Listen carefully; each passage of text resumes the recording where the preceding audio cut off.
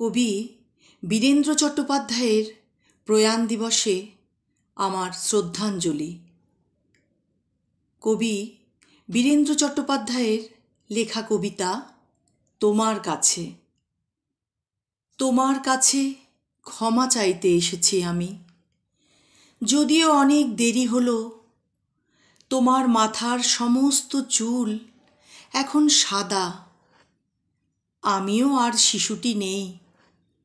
তোমার পায়ের শুকনো পাতা চোখের জলে ধুয়ে দেব। কি করে যে ক্ষমা চাইব? তোমার মাথার সমস্ত চুল এখন সাদা, এই কি ক্ষমা চাওয়ার সময়?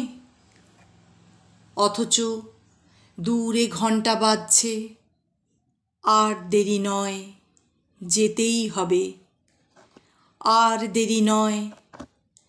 অথচ কত বছর তোমার মুখ দেখিনি, কত বছর চোখের জলে তোমার পায়ের ছায়া পড়েনি, কত বছর।